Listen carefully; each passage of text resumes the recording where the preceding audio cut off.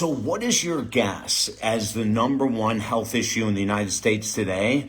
Do you have any idea? I'm going to give you some statistics, and some people might be really surprised. Other people go, I figured so. And other people are going to go, no, that can't be true. The number one, I want to tell you this before I give you the stats. The number one health issue in the United States of America is predominantly avoidable. The number one health issue that this country is facing is basically avoidable. And we need to make some changes. Hey, you're tuned into the most positive podcast in the world, David Essel Live, right here on Buzzsprout.com. Just go to Buzzsprout.com, Google David Essel. You'll find our podcast there, thousands of hours of interviews when I was with SiriusXM, as well as all these brand new short ones.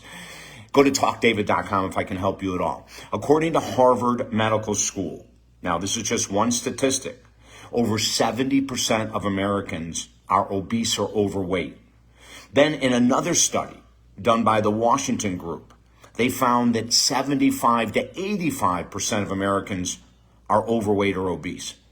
In our clinical practice, for the past easily 10 to 15 years, we've seen it rise and rise and rise. And the most recent increase in obesity and people struggling with weight has occurred since the pandemic.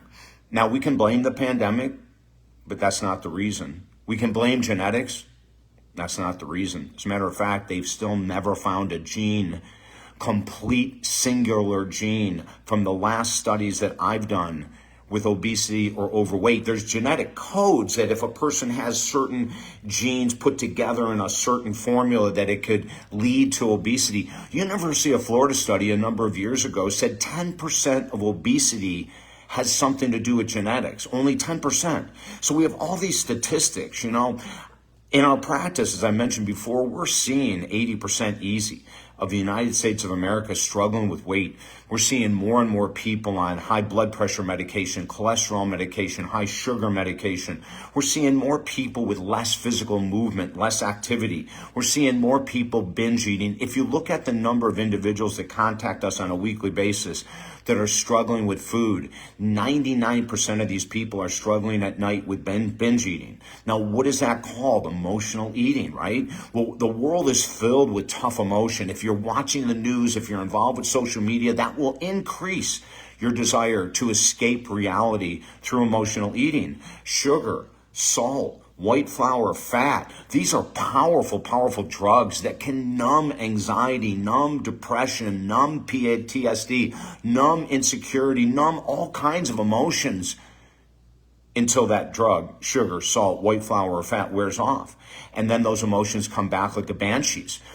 We need to take a look at this really seriously. We can't blame McDonald's because of super-sized food. We can't blame anyone. We really can't. There's nothing and no one to blame. You can't sit on genetics. You can't say that someone's forcing you to overeat or forcing you to eat junk food.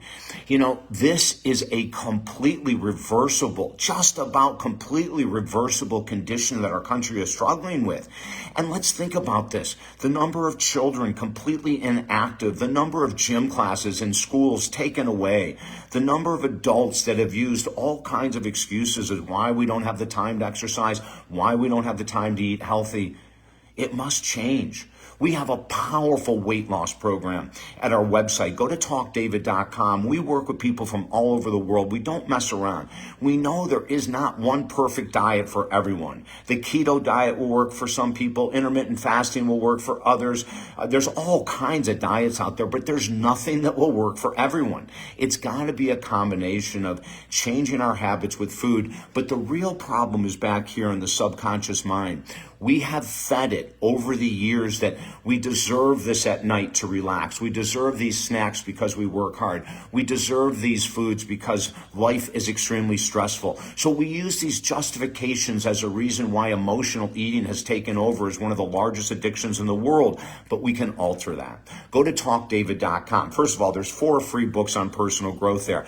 But we're going to teach you some of the most important components on how do you turn the subconscious mind that we have fed a pattern that at 8 o'clock to 10 o'clock at night, we eat. How do we change the subconscious mind that says, I'm not going to eat until 4 o'clock, and then at 4 o'clock we eat Snickers bars and all kinds of crap because we haven't eaten all day? How do we change the subconscious mind to get more engaged with physical movement? How do we change? It's all in the subconscious mind, and that's where we do our work from. Yes, we're going to give you great ideas on how to eat clean. Yes, we're going to give you great ideas on how to sneak in exercise when you don't think you have the time. We've got a ton of tools, but the number one tool we're going to do is change the beliefs in the subconscious. And once we do that, losing weight becomes easier, keeping it off becomes easier, and you're going to feel so much better about yourself. Self-love or self-esteem increases, self-confidence increases, emotional regulation increases. If I can help you at all, huge percentage of people need this help. Contact me at talkdavid.com. Let's work together. We can make a difference, and I'm ready to help. I'm David Essel. Have a beautiful day.